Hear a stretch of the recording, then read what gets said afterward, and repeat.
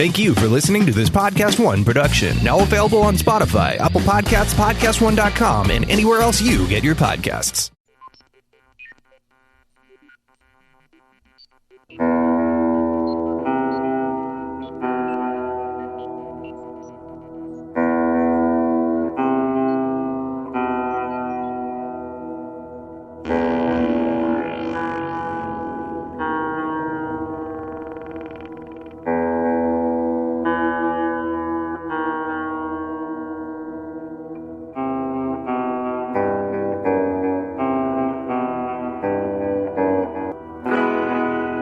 Welcome into the Sunday edition of Beyond the Darkness. I am Tim Dennis, in for Dave Schrader today.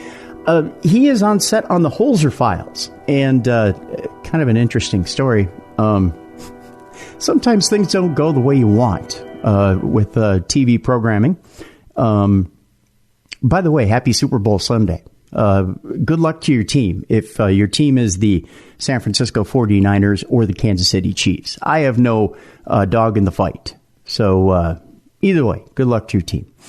But yeah, interesting story. Sometimes when you're on set, things aren't quite going the way you'd like. And so Dave's, Dave would like to be here today. And he really did want to talk to our guest today. I sincerely do mean that he wanted to talk to our guest today. We'll get into that in a second as Dave wanted to talk to our guest on Midnight in the Desert too. But we'll get to it when we get to it. Our guest is Mike Ricksecker. Sorry, I have to explain something. If I occasionally clear my lungs, we just got back from the Chris Jericho Rock and Wrestling Rager at Sea Part 2, which was the vacation of a lifetime. If you weren't there, folks, shame on you, because we had an absolutely amazing time.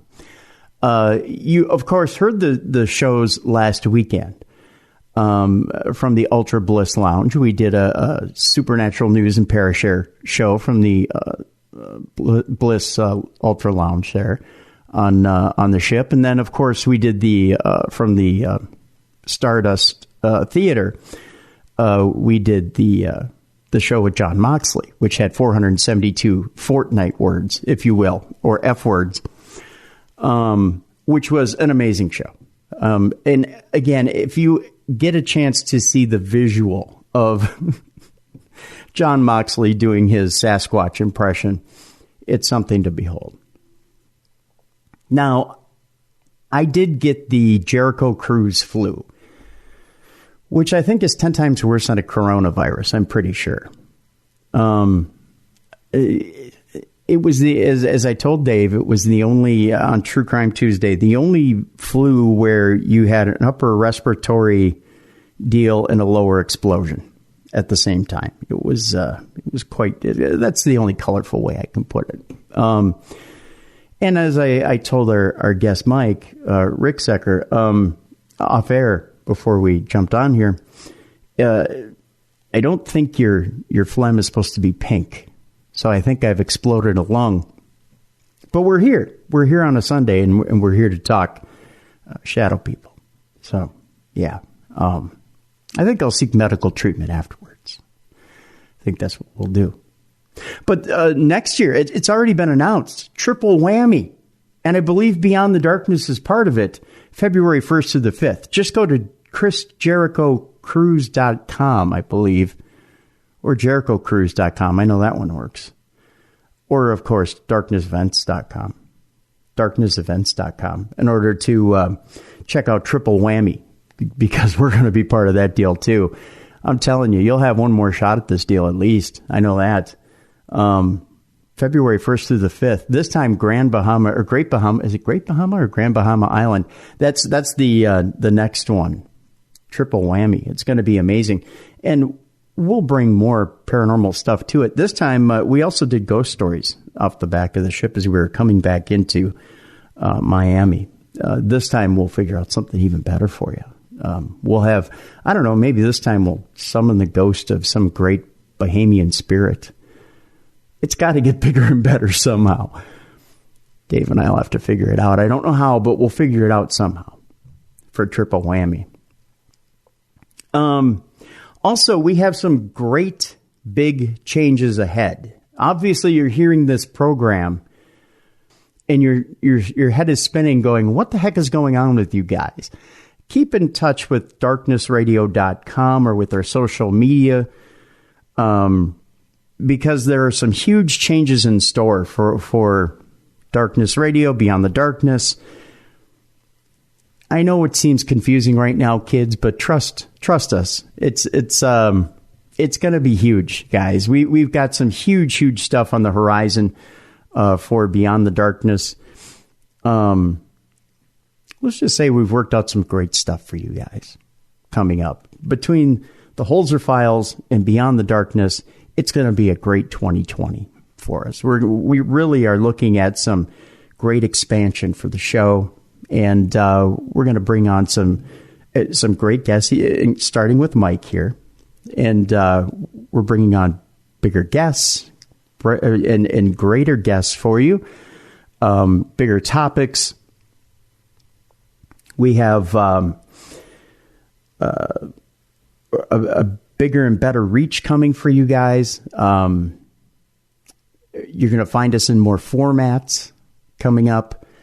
And so there's going to be, let's just say, an expansion of Beyond the Darkness. So an expansion of the darkness, put it that way. I think you guys will be pleased. You'll be very pleased with what you're going to see out of Beyond the Darkness here in 2020. So we're pleased. We actually we're smiling from ear to ear. So I think you guys are going to be pleased as well. It's just a little bit of an awkward transition period here, and you guys will be very, very pleased as to what's going on here. So there you go. Just stick with it, and we promise you it's going to be some good stuff. Let's get to our program today, shall we? Because we've got some good stuff coming up here in the next hour and a half with our guest, Mike Ricksecker. Let's bring him in now. The book is A Walk in the Shadows, a complete guide to shadow people. And without saying too much here, Mike, let's bring you in now and talk a little bit about your journey. You know, shadow people are kind of, let's just say, a strange and anomalous lot in that a lot of people speculate as to what they are and where they come from. You know, some people say, well, is it ghost-like in nature? Is it alien in nature? Is it demonic in nature? I want to start, Mike, with you and your journey, your paranormal journey, and how you came to come face-to-face with shadow people and your particular journey with shadow people. First of all, welcome into the program, Mike Ricksecker. How are you, sir? Yeah, Tim, thanks for having me on. Happy to be a part of the expanding darkness here. Doing pretty well, enjoying the day. Good to hear.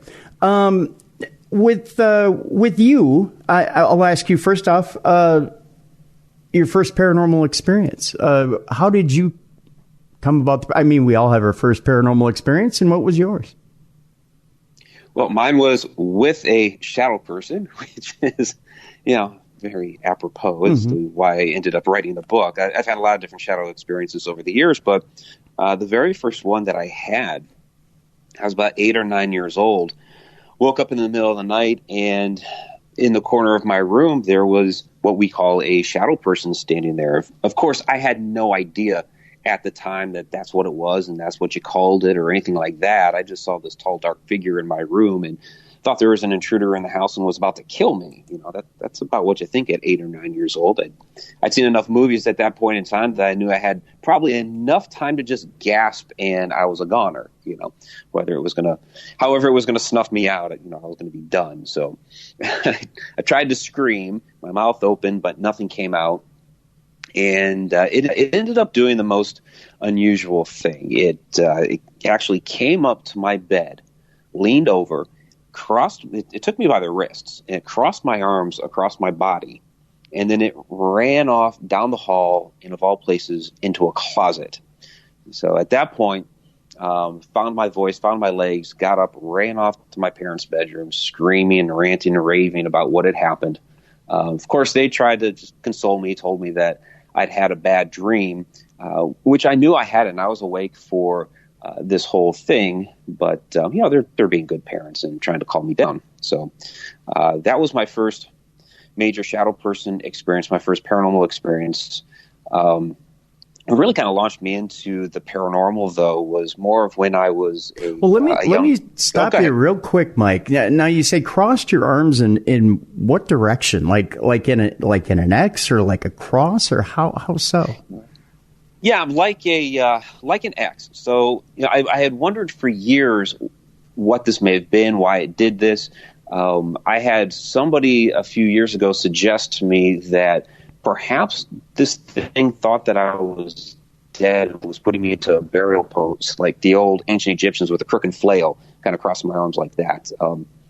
When looking at those old sarcophagi, I would say that my arms would have been a little bit higher up, like closer to the neck than down across the torso where you see those images.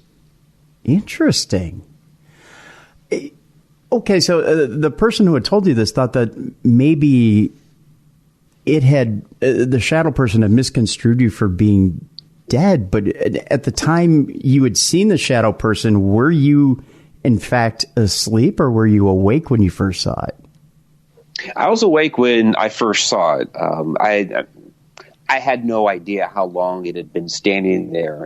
Apparently, it came into the room while I was asleep, and I woke up while it was in the room. And it's kind of one of those, and I've tried to, when people talk about sleep paralysis and things like that, and they're waking up and seeing these things, I've related it to like when you're a parent and you have a child into the room and they just stand there at the side of the bed.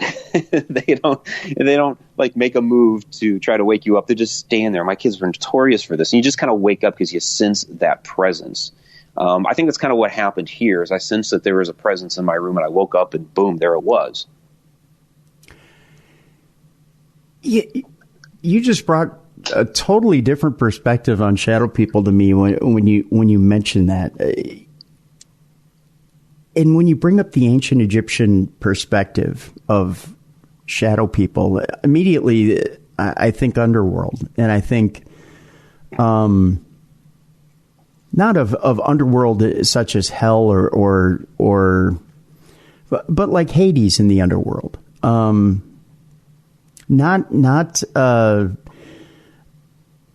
a hellish underworld, but in the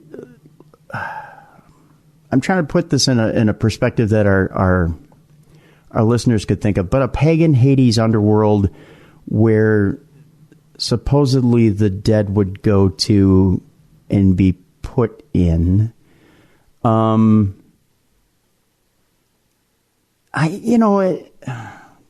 they expound any more about what that shadow person, or where the origin of where that shadow person might have come from? Not really. I mean, that was her impression that, and this was a psychic medium that I had done another show with. And okay. Ironically enough, it was like maybe a year later, somebody else suggested the same thing.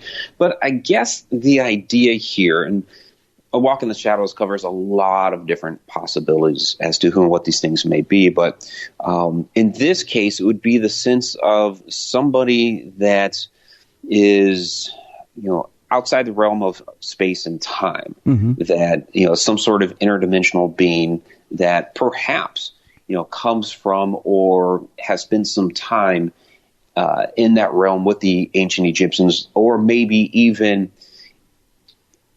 was in a realm that had inspired the ancient Egyptians to take on their ceremonial practices. Because the ancient Egyptians believed in there being different parts to the soul, 7 different parts to the soul. And one of them, the Kabit, was the shadow part of the soul that actually remained here on Earth after the rest passed on. Interesting. So a lot of different interesting perspectives we could explore with shadow people here. Because the way you described that whole scenario, it almost sounded like that shadow was a bit out of time, like it was. Words are escaping me. Words is hard today, Mike. That's all right. You're dealing with phlegm, so I get it. I am, yeah, pinkish phlegm in my lungs, which is alarming. But it's almost like that that shadow was out of time. The only thing that comes up in my mind is that it was out of time looking at you almost like you should have been in its time. And it almost like it was supposed to be putting you to rest, or like you should have been something that it was putting to rest. I don't know. It was weird. The way you described that, almost like it was supposed to be putting a dead body to rest. It was bizarre. The way you described it, it was almost like it was. Yeah, and that's kind of the idea. With this possible scenario, is that it thought that I was dead for whatever reason. I have no idea. And it was basically, and we don't ever think about something like this with shadow people, basically trying to honor me and put me in the proper ceremonial pose for, burial or being placed in a tomb or something like that. Weird. I'm sorry, I had cut you off. You were starting to talk about the second. Yeah. No, and I totally get it, because that's it's a very intriguing thing that happened to me when I was very young. The second time, because your original question was, what really got me into the paranormal, my first experience or experiences. The second one was when I was 13 years old, and I had just moved from that house in Massachusetts to Ohio. And, this was really the time where I started exploring things that were more supernatural in nature. My mother had even done, you mentioned the Holster Files. My mother had even done something really interesting when we moved out of that house in Massachusetts. She bought me the book Yankee Ghosts by Hans Holzer as an interesting way to remember where I had come from. So I was reading that book all the way on the drive from Massachusetts to Ohio, and realizing, oh my gosh, these stories are actually real. They're not just ghost stories. So I ate that book up. But when we moved into that house and I'm unpacking boxes and putting things away, I kept seeing something in my doorway, and, it was tall, dark, shadowy in nature, kind of translucent. And I'd turn and look at it, and then it would dart off down the hall. And this happened several times. So I ended up asking my mom about it. And I guess at that point, she thought I was old enough to maybe hear a little truth. And she told me that she had seen this thing as well. So it was, a great moment of affirmation that, okay, I'm not crazy. I'm actually seeing this thing. But it wasn't, it wasn't dangerous. It wasn't harmful. It was just kind of there peering in the door. So I nicknamed it Tom, as in like peeping Tom. And so anytime I'd see it there in the doorway, and I'd look and I'd be like, hey, Tom, and, it'd dart off down the hall. So that happened for maybe like the first 3 or 4 months that we lived in that house, and then the activity just subsided. But so my first couple of real paranormal experiences happened to be with shadow people. I'm curious how you get comfortable enough with a shadow person to name it. I guess to me, I don't see myself becoming comfortable enough with a specter that's corporeal enough to be comfortable enough to name it. I mean, something where I get an eerie enough feeling that I feel it. I don't know that I get comfortable with it. Well, and maybe that was just the 13-year-old in me, and just maybe not knowing better or what have you. But I mean, honestly, even looking back and as an adult, we don't know who or what these things are, but at least for the most part, some of them, however, are human entities, and I've actually seen that evidence. Aside from all the stories, I've seen it with my own eyes.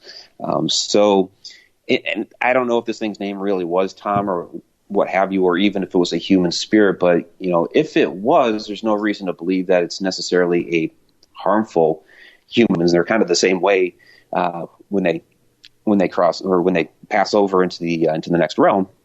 And, they're somehow sharing this plane of existence with us, but they still have their personality. And this may have been, I don't know, a confused person or somebody that once lived there. No idea. But yeah, I got a little playful with it. Which I don't blame you. I guess there's gallows humor in every situation. Well, let me ask you this. Did you ever have playful moments with Tom? I mean, were there ever situations where Tom showed a sense of humor? Not really. No? Just kind of, I mean, I guess a lot of people would consider it just creepy. Somebody standing in your doorway and looking in. And, but I would say, that type of behavior to me is timid. When you look at somebody and they decided to, run away, that's a timid person. So I don't really consider that dangerous. Was there ever a moment, especially, as teenagers, we tend to have sleepovers or, we have friends over. And was there ever moments where you would have friends over and they would see Tom or they would see these different shadow people and they'd be like, what the heck's going on in your house, dude? Well, it's interesting. See, I never considered that a haunted house because it only lasted for like the first 3 or 4 months that I was there. But what's really interesting, something I'd totally forgotten about, a friend of mine from back at that time reached out to me here just the other week, and he's the guy that was with me on what I consider my first unofficial paranormal investigation, where we'd gone to a friend's house and she thought it was haunted, so we're checking it out. And he was extremely sensitive, and things happened to him there that I'd never seen before. And so we're chatting a little bit, just kind of catching up, and I was like, hey, do you remember this incident? Because I talk about it all the time. And he's like, yeah, I remember that. And then he asked me, hey, do you remember the little boy ghost at your house? And it's something I had totally forgotten about, that there was one night where he was staying over and he kept talking about this little boy that he was seeing and was coming over by the bedside to play with him. And it's something I totally forgotten about because I never saw this little boy, but he had. So that's one moment there where I can say, yeah, there is somebody that saw something at that house other than my mother and I. So he saw this little boy ghost, but he didn't identify any name or what it looked like, or no, he didn't have a name. Not a real firm description. It wasn't, as far as I know, it wasn't Tom, because it showed up to him as an actual apparition and not the shadow that I saw. And the shadow that I saw looked more like adult size in nature anyway. Interesting. We'll be right back in just a moment with Mike Ricksecker, and we'll talk more about shadow people. In the meantime, let's talk about a contest that's on everybody's mind, and that is today's Super Bowl. Let me tell you, folks, this is probably one of the closest Super Bowls, at least on paper, I think, that I can ever remember. And I've been around for a lot of years, almost as many years as a Super Bowl. Unfortunately, I told you last week Dave would be around. We'd talk a little bit about this matchup. I didn't get a chance to grab Dave's prediction for the Super Bowl. I know we both have been bantering back and forth about how close this game is going to be. San Francisco absolutely demolished our Vikings. They demolished the Packers. They dismantled and went through the NFC pretty easily. The Kansas City Chiefs had a bit of a ride themselves. I mean, they took on a whirlwind in the Tennessee Titans. And for a minute, looked like they might have been down and out, and then had that amazing comeback in almost what seemed like little time, and did it with what looked like very little effort. And Patrick Mahomes is such a magician, the likes of which I think maybe we've seen a couple of times in the NFL. I don't even know that you can compare him. I hate to compare him to Brett Favre, because Brett Favre is Brett Favre, and I think Patrick Mahomes is Patrick Mahomes. But I don't think I've ever seen Brett Favre do what Patrick Mahomes has done. But this game today is going to be something special, I think. It's one of those things where the 49ers are going to grind it out on the ground, or try to, and it's one of those things where the Chiefs can come back in a New York minute. And the Chiefs today, if you're checking it out on Bet Online, are 1.5 point favorites. At least they were all week long, 1.5 point favorites. to really win this game. And oh man, it's so close. And I've been thinking all week long. I've been going over it in my head all week long.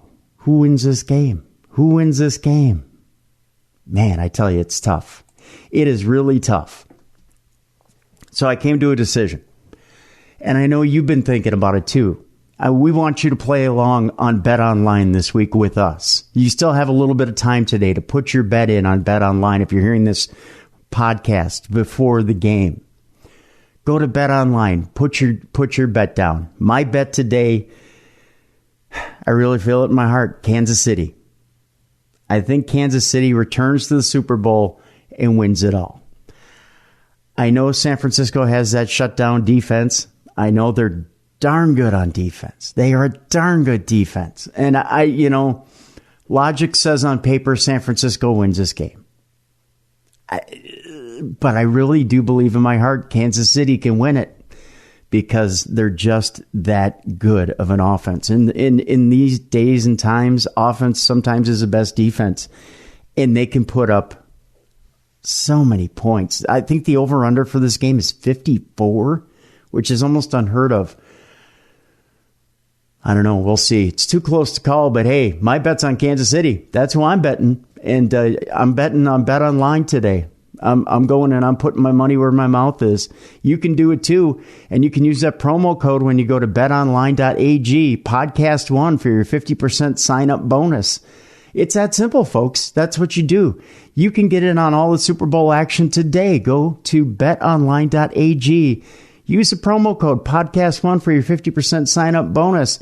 That's not all that's there. You've got the NBA schedule as well. NBA action's great to get a bet in on as well. Houston at Utah, Boston at Miami this week, Clippers at the Lakers. That's a huge game as well. Utah at Denver, Philly at Boston, Portland at the Lakers, New Orleans at Houston. You've got college basketball action as well. West Virginia at Texas Tech, Kentucky at Auburn, and Illinois at Iowa. Just remember to visit betonline.ag and don't forget that promo code podcast1 for your 50% sign up bonus. Get in on the big game today. You got to do it. Who's your team? San Francisco? Who's your team? Kansas City? Get behind them right now at BetOnline, your online sports book experts.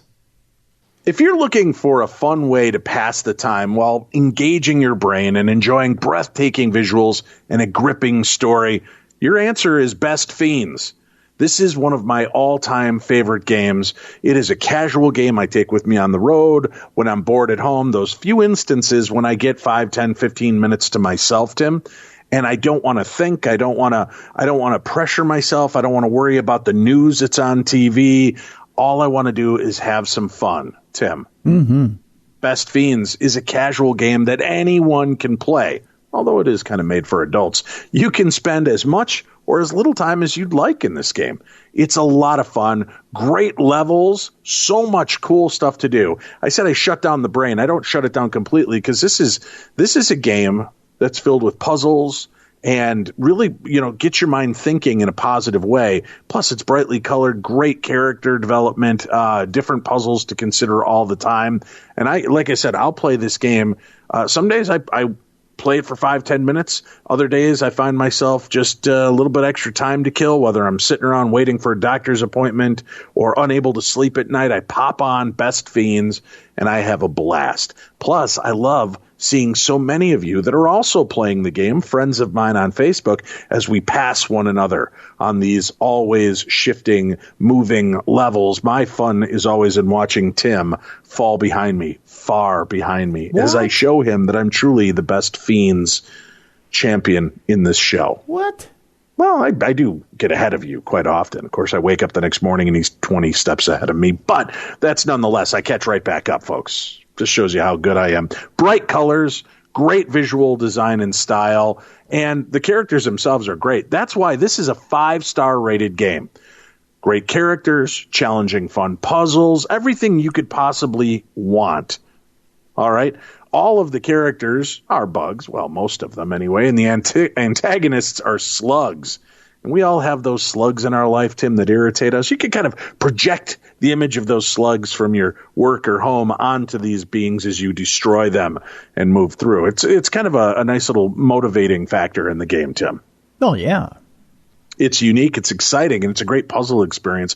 Unlike any other puzzle games out there, Best Fiends updates the game as well monthly, so there's always new levels and events. It never gets old. And Best Fiends treats the game like a service for their players.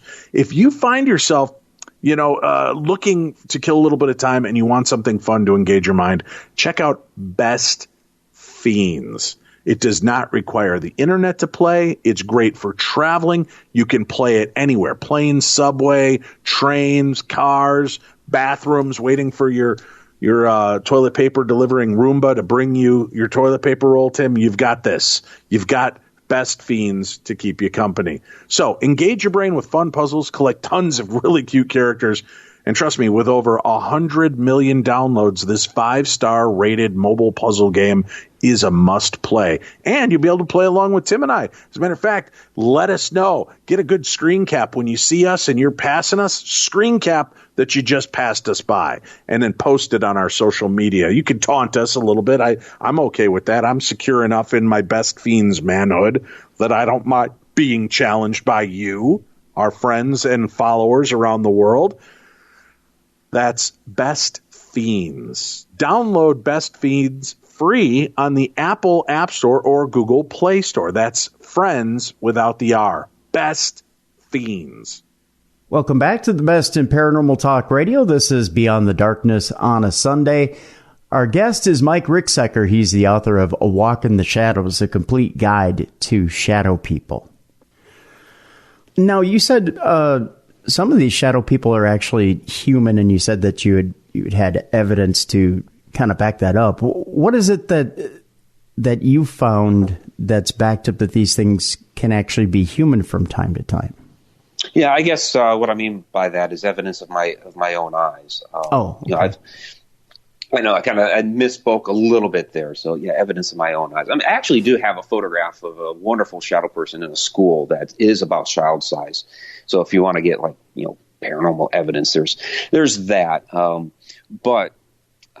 heard a lot of stories over the years about the possibility of some of these shadow spirits being human. A good friend of mine, Rob Guttrow, talks about his aunt, and his story's featured in the book as well. But last year, and I had been on the fence on this for a while. For a long time, I just kind of split the two up. Nope. Shadow people are just straight up interdimensional beings, and human spirits are human spirits. They don't cross each other. But hearing like Rob's story and others throughout the years, I kind of gave a little credence to that. Like, okay, maybe some of these shadows are human spirits. But last summer, we host a Paracon in June at the Mineral Springs Hotel in Alton, Illinois. Mm-hmm. And we have a paranormal investigation that we do on Saturday nights. And it was just winding down toward the end of that investigation. So just a few of us left in the group that I was heading up. And we're in the top floor of the old hotel, which is an abandoned section of the hotel. It's no longer used. And we're in what they call Pearl's room. It's a room that has a confirmed suicide with a woman named Pearl. And a lot of people, including us, have interacted with Pearl up there. So we're doing a little EVP work. Well, we keep hearing these noises coming from down the one hallway. So we go out there and taking a look down the hall, see what's going on. And there's this black smoke that starts to billow up at the end of the hall. And we're watching it. It's coming closer. And it starts doing something a little unusual. It starts like creeping up the right-hand side of the wall, and it'll creep back down, and then creep back up the right side of the wall, creep back down. And it's coming closer the whole time. And it started to form up into a shape and actually ended up becoming and morphing into the apparition of a little girl. And there are stories in the one room off to the one side of that hall of a little girl spirit being in that room. We've tried to interact with her before and never got anything. But this apparently was that girl. We were trying to coax her a little bit closer. There were 5 of us here, and we all saw her. So it was really interesting to me actually seeing something that was a shadow form into an actual apparition, which kind of gave me confirmation. Okay, yeah, some of these shadows that we're seeing really are human spirits. I just saw one turn into the other. You got me thinking about something. And I want to throw this by you. And I know this buddy of mine doesn't necessarily listen to our show, so I'll throw this by you too. And I won't say his name, so he won't necessarily know either. It's just you, me, and a few thousand people who are listening. All right. A few hundreds of thousands of people who are listening. So I have a friend whose brother passed away, and it was rather tragic circumstances. It was a sudden heart attack. And he's talked to me before. And I know for a fact, I shouldn't say I know for a fact, but having talked to a psychic friend of mine who, I should say I'm rather strongly believe she's pretty accurate. She's pretty dead on when she does speak. Okay. I think she's pretty accurate. I'll put it that way. And I know I can hear the eye rolls right now, like slot machines. Ding, ding, ding. I believe he's crossed over. Put it this way. He has visited me in a dream. I'll put it that way.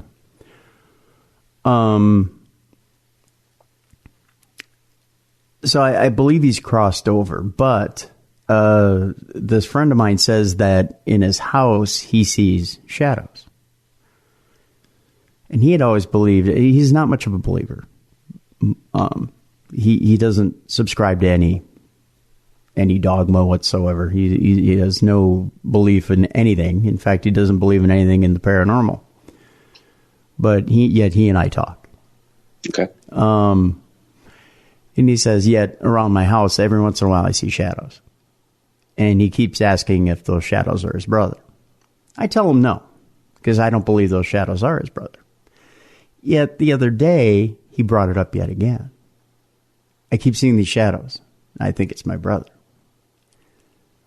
I said, I don't think they are. I really don't. And I brought it up to the psychic. And I said, do you think these shadows are his brother? And she goes, I don't think these shadows are his brother. I really don't. But now, with you bringing this up, I don't know. Is it possible? And I want to throw this by you, Mike, and just with the extensive involvement you've had with shadow people, do you think, and I'll just throw this your way, do you think it's possible that someone could have crossed over and yet can still come back and appear in shadow form? That's a good question. The one story that I provide in the book, like I mentioned earlier from Rob Guttrow, his aunt that appeared to him as a shadow, basically she wanted him to deliver a message to his mother, and she had appeared in shadow form, but she had not yet crossed over. And it's interesting that you mentioned the dream visitations, because my grandparents have visited me, and I'm pretty darn sure they had crossed over, because my grandfather had been around visiting the family after he passed until my grandmother passed. And then when she passed away, didn't hear hide nor hair of them at all, except for the one dream visitation. So that's a great question. I don't know if they can come back in a shadowy form after they've already passed on to that other side, or crossover, or whatever you want to call it. I can't rule it out because of the fact that, I have seen a human spirit, come out of the shadows into an apparition. I know what Rob has told me. I know what others have told me. But in those cases, it didn't really seem like they had crossed over yet. At least none that I can remember off the top of my head. But it would be interesting to conduct some investigations and go down that rabbit hole and try to figure out, okay, if this shadow that we're experiencing here is a human spirit, is it somebody that has just lingered around here for quite a while, or is it somebody that has passed on and has come back to visit or deliver a message or have some sort of purpose, and kind of run an investigation that way, see what kind of responses you get. It'd be interesting. That's true, because the brother isn't the only one who's passed on in that family. Their father passed on too. It could be somebody else. Yeah. Yeah. I don't know. It's such an intriguing story, but I don't know. I hesitate to give any more details of the story, but I sit here and I think about it. I also think about the experience I had at the Palmer house. You mentioned that child spirits and you mentioned a child spirit in a shadow form. And I kind of cringe. Dave and I think we had the same opinion when it comes to child spirits and why would God ever, leave a child spirit behind. And I think the spidey sense goes off a little bit whenever you see a child spirit. And can that truly be a child spirit, or is it something malevolent? I remember when I was up at the Palmer, and I've told this story before on the show, but I'll recap it quickly for you. It was when I was in the throes of Charcot foot. My foot was very, very much broken, and I was on my 4-wheel knee caddy. And I had a group of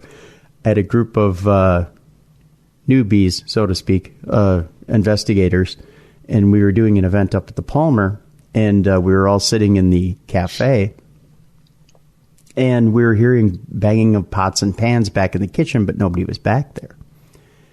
And I said, does anybody want to go back there or go up to the counter and investigate what the banging of the pots and pans are? And everybody went, no. And I said, oh, come on. You guys came all this way. You spent all this money, and you don't want to see what the banging of the pots and pans are back in the kitchen? There's nobody back there. Yeah, that's what you're there for, right? Yeah, right. And they were like, no.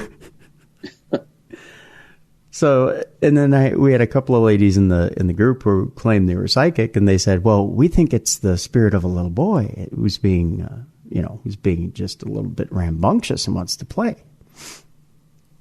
And I said, well, why don't you walk back there and find out? And they're like, no, we're fine right here. And I was like, oh, for the love of God. And so David yelled that it was time to switch, because we all switched out groups. We had, I think there was, we had what was it, 40 people up there. So we had little groups of like 7 or whatever, and we were all switching out at the time. So as he was yelling for people to switch, I thought, you know what, I'm going back there to see, what's back there, because, there are apparitions up there, and there are shadow people up there. Okay. So I got on my little knee caddy, and I was going to get as close to the doors of the kitchen as I could. There's these little swinging doors in the kitchen, and there's this lunch counter. And I decided to play with it like you would any little kid. So I said, if these ladies were correct and it was some little kid, I was going to play with it like a little kid. And I said, if you're back there, I'm going to come back there. I said, if you want me to come back there, bang the pots and pans twice. And I heard bing, bing. I was like, oh, all right. I said, here I come. I'm coming back there. I said, if you want me to come back there, bang the pots 3 times. I heard bing, bing, bing. All right. So I said, I'm almost back there. You want me to come back there? Bang the pots and pans twice. Bang, bang. All right. I said, I'm almost there. I said, do you want me to come back there? Nothing. I was like, okay. So as I'm about to turn the corner I'm right on the corner of the counter, and I'm having a hard time negotiating the counter, the rounding the counter, because it's a tight counter and there's not a lot of space, and I'm a big guy with my caddy. As I'm about to round the counter, out through the doors, like materializing through the doors, is this about 2.5 to 3 foot shadow person that just bang comes right through the doors. Wow. Stops like, whoa, I didn't expect to see you right there. Right? And then takes one look at me and then boom, bolts to the left and goes right through the wall, like right through the brick wall of the hotel, and disappears. Wow. And I thought, whoa, that was cool. And then I didn't even know there were two guys behind me. And the two guys go, holy bleak, did you see that?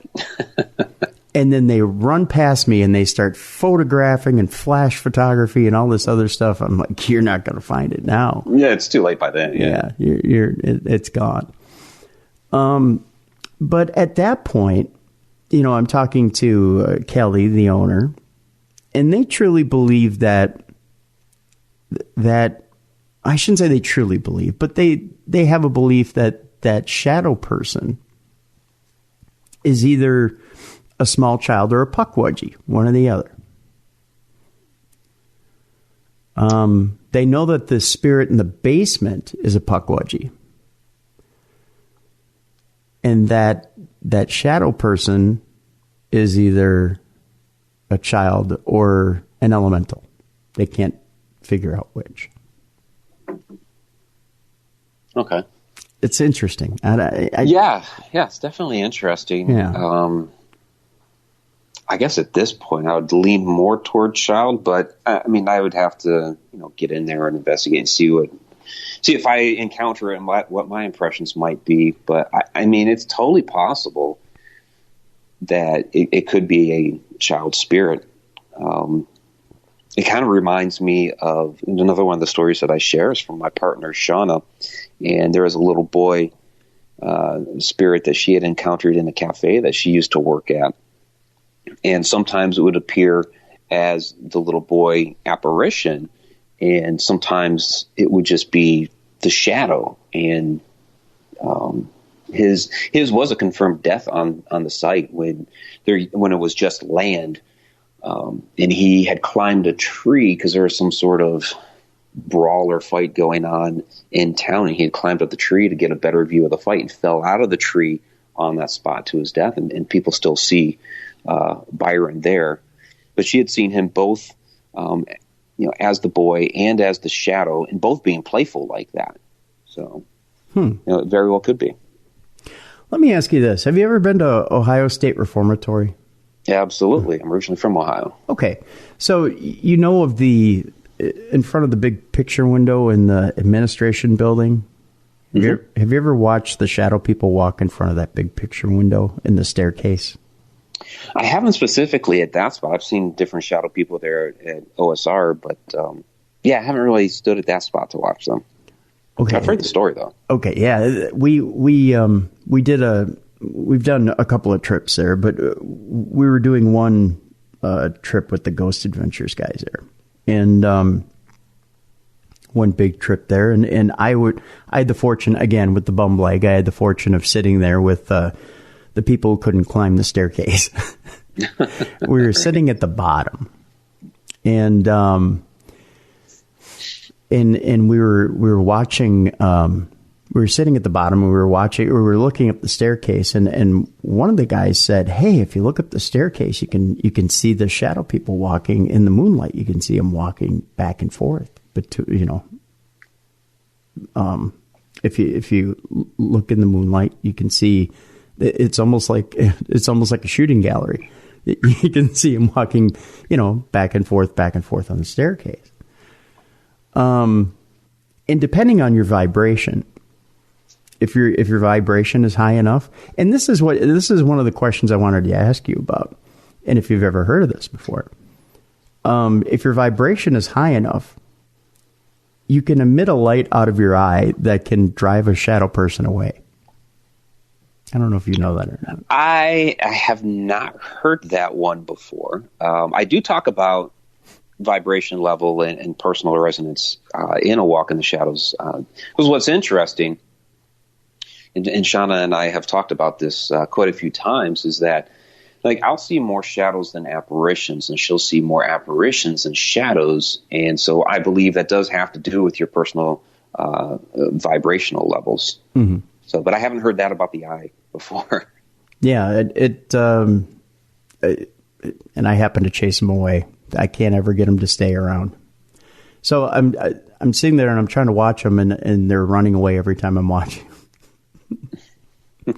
I can't ever get one to stay away. I actually, we were chasing them around Waverly Hills with Tina Mattingly and Chip Coffey. She said, "I've never seen shadow people run before like this," but I couldn't get them to stay around me. They don't like me. They'd take off when you're in the room, huh? Yep, they don't like me. Go figure that. Yep, but yeah, but yeah, we were sitting there and we were watching these shadow people walk across. It was weird. It was like a shooting gallery. They would sit and they would just walk back and forth like it was their job to walk back and forth in the stairwell. Well, I'll tell you what. I'm going to be speaking there at ParaSciCon at the beginning of May. So I'll have to check that out for sure and see if I also see the shadow people walking there. Yeah, especially if you get like a full moon in that split staircase in the administration building. You can sit and watch them walk across. If you sit in the bottom of the staircase in that split staircase, you can sit and watch them walk across. It's weird. It's definitely a weird phenomenon. I don't know why I bring that up to you, but it's of all things, it's bizarre. Let me ask you this.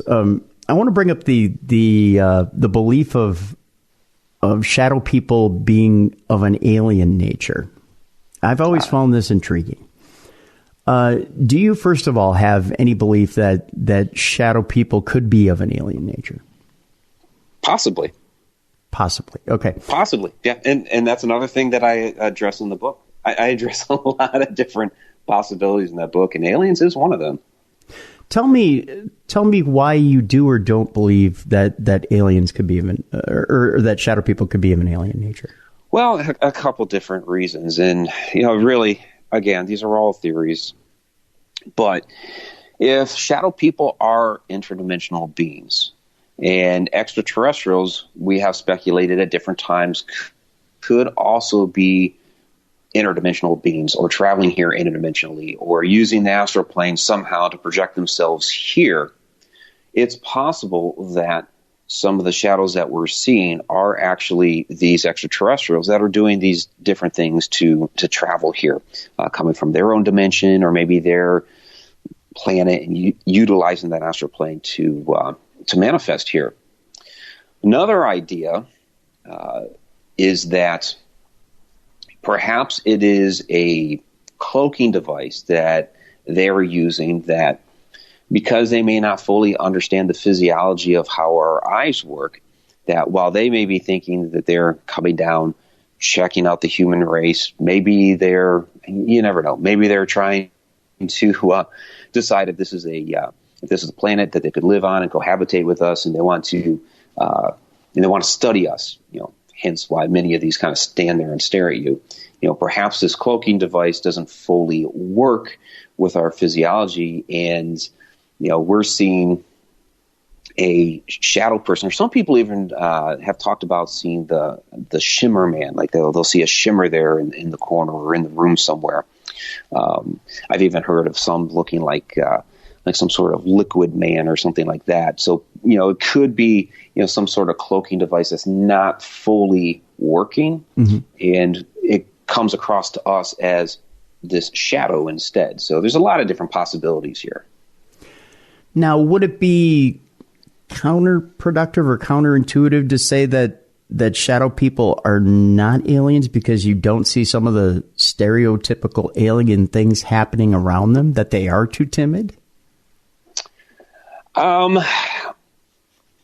I mean, I think if, one of us traveled to another planet and we think that we're hiding in the shadows and, just trying to check these people out, we're trying to spy on them a little bit. And all of a sudden one turns to you and looks at you as if it just saw you.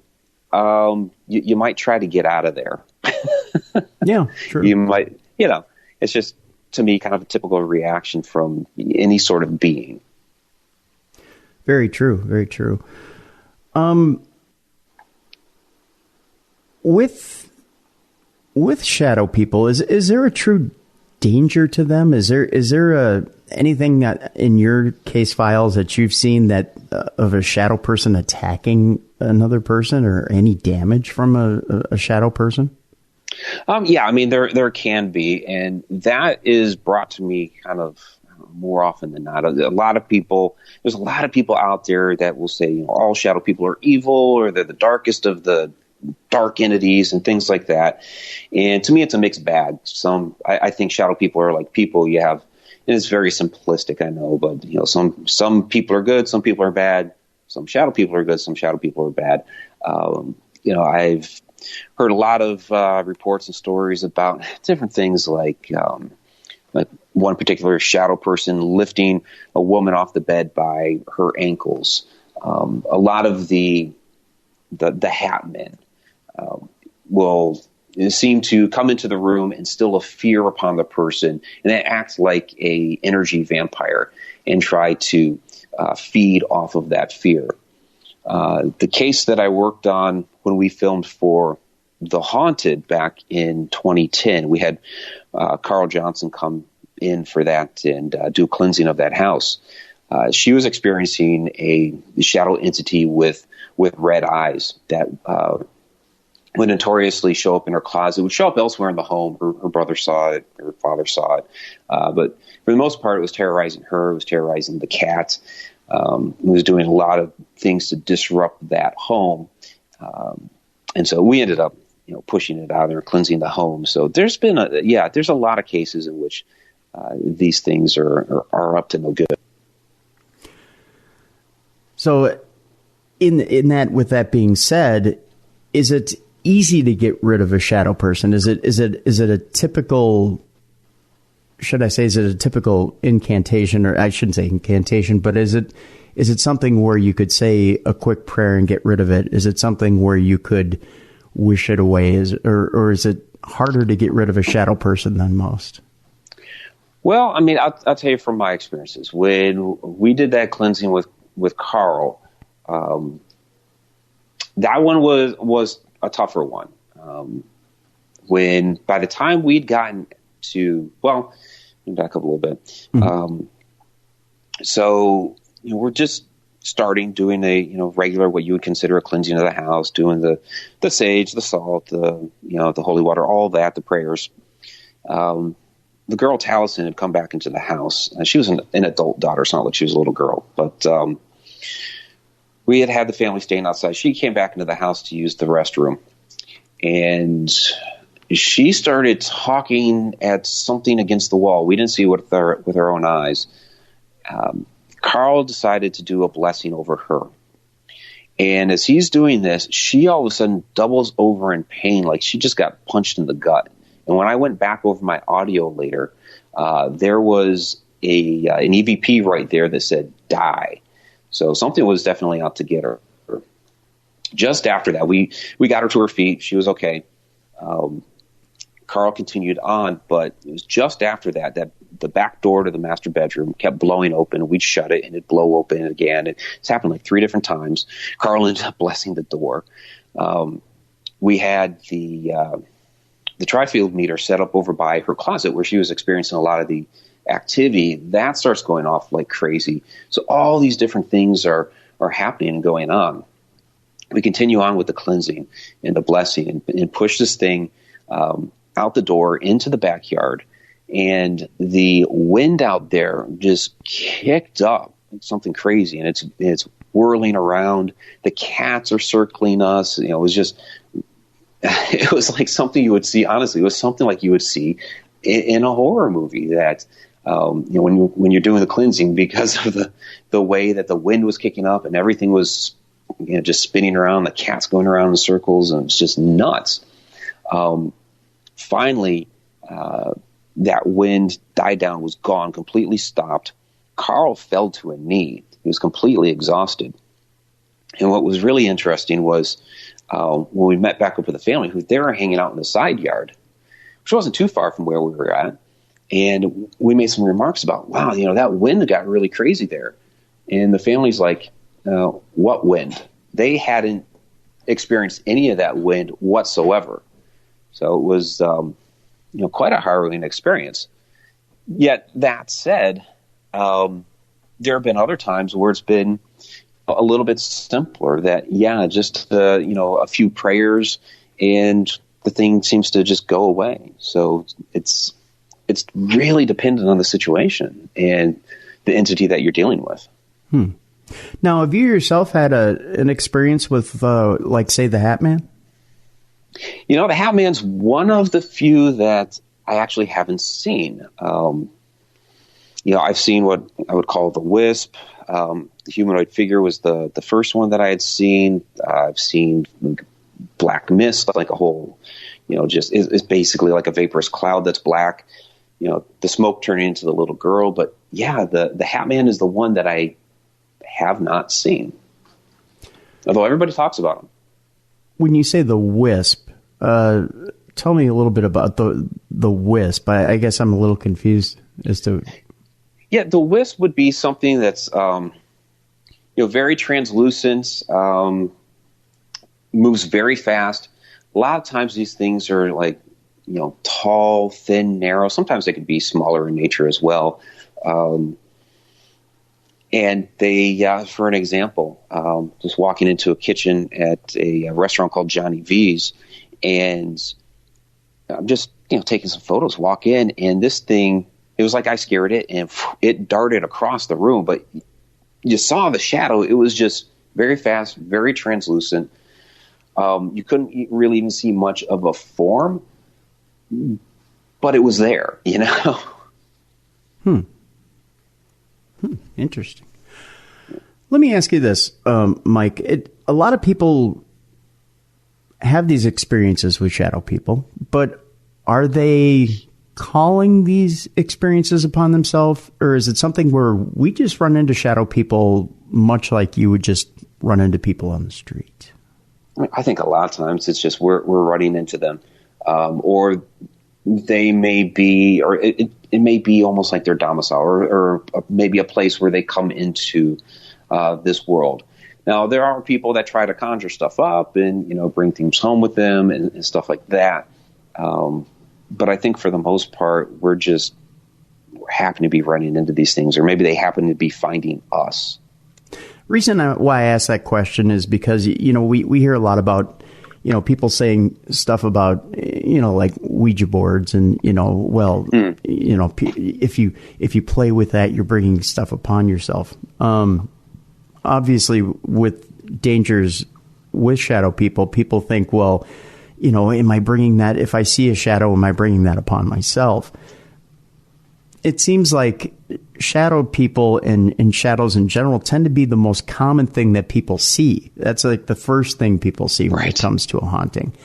And a lot of people think, well, did I bring that upon myself? Well, what did I do?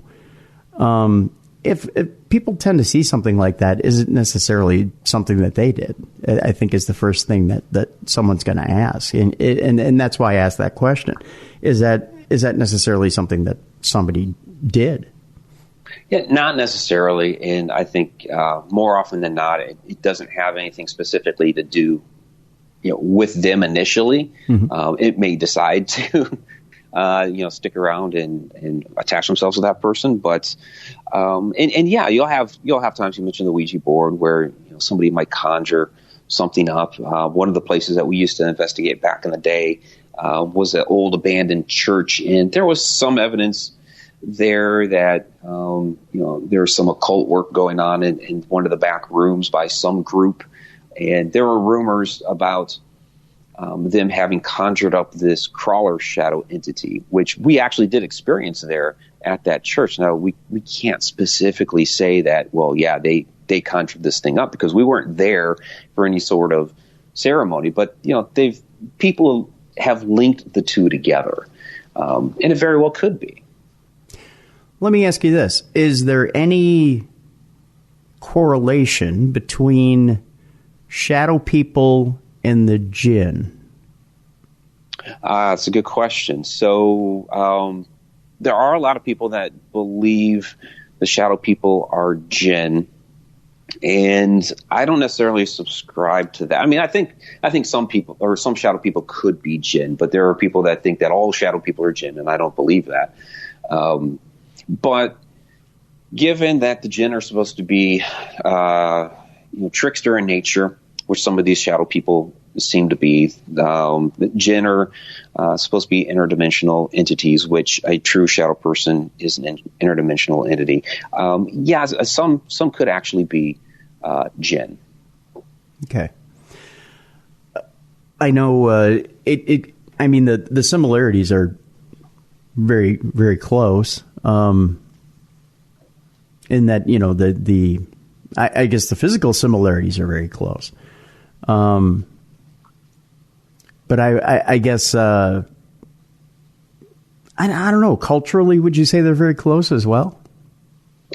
Culturally, well, that's an interesting thing about shadow people, because they're in all cultures, where jinn are Arabic in nature, at least as far as their legends are concerned, and where those stories came from, was from that part of the world, where shadow people tend to be universal. And you have stories about these type of entities dating back into all cultures for millennia. So I think, if we take a look at, the universe in that world that we can't see, they're probably related somehow. Maybe there's some sort of interdimensional cousins or something like that. Mm-hmm. But I don't necessarily think they're the exact same thing. Is there a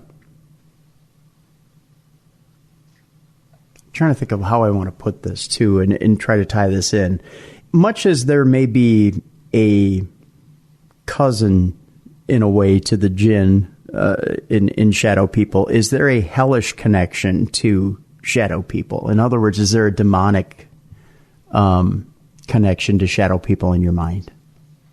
Yeah, I do have a chapter in there on demons, and when we did that, when we had that case out in Oklahoma for the haunted, Carl did end up, he's a demonologist, and he did end up deeming that particular one a demon.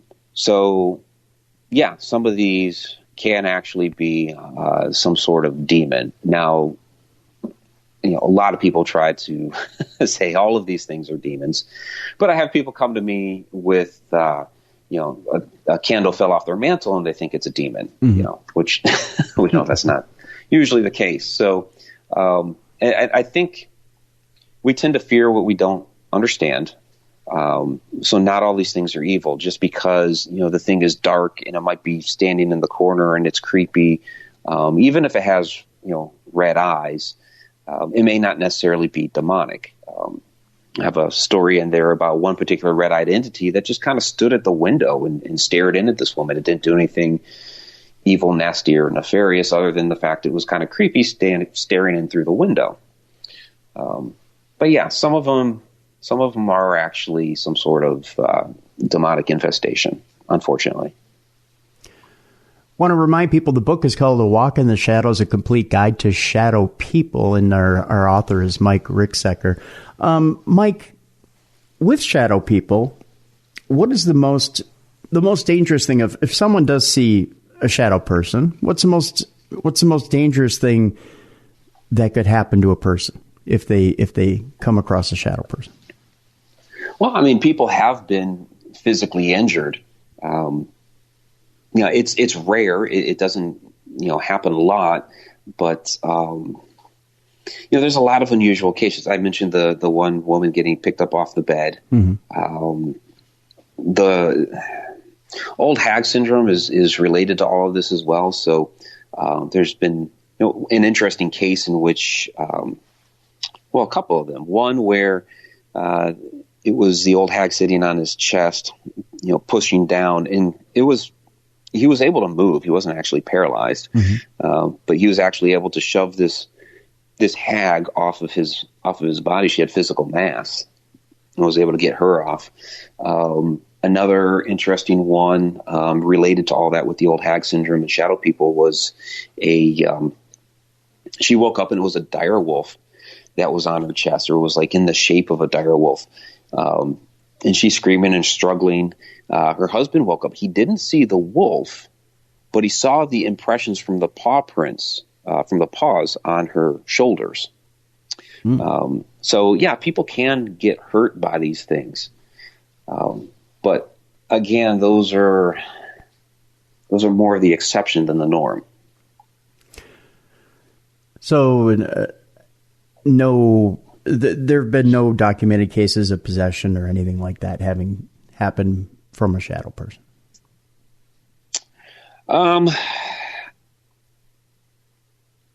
Like the case with Taliesin in Oklahoma, if we had not intervened, she may have gotten to that point. She was absolutely oppressed.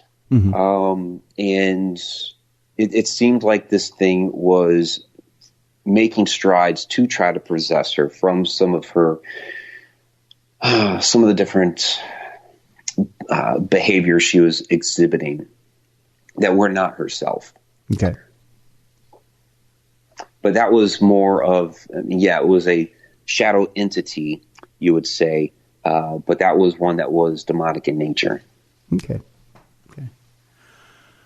As we close out today, give us, we always ask for one creepy story to close. Do you have one really, really creepy shadow person story that you can leave us, whether it be a case that you've been on or one that you've heard? Shadow person story that will kind of curl the hair of our audience as we leave tonight? Yeah, so I can... I mentioned the crawler earlier, that entity that may have been conjured at that abandoned church.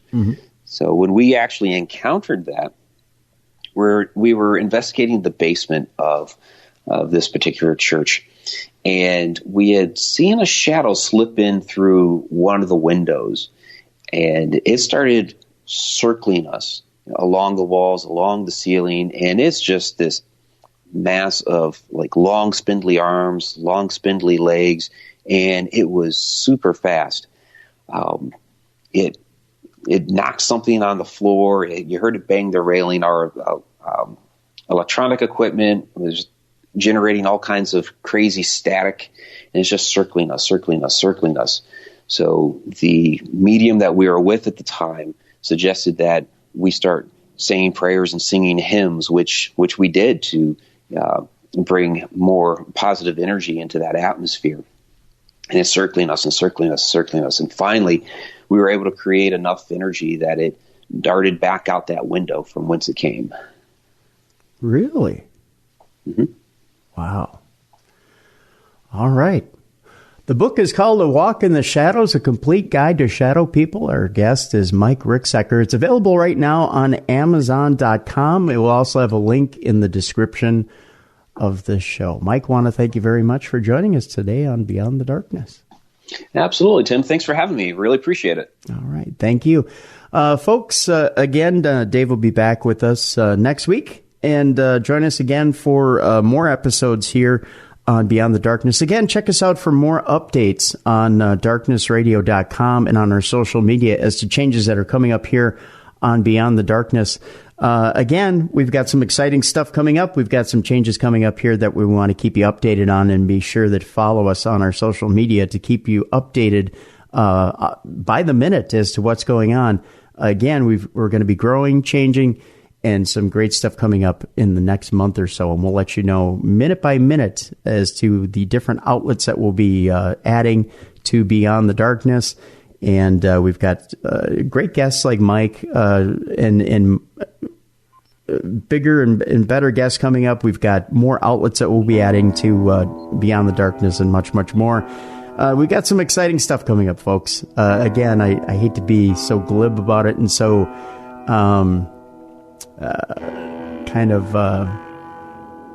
secretive about it. I hate to be secretive about it, but we'll be revealing more and more in the upcoming weeks. So for Dave Schrader, I'm Tim Dennis.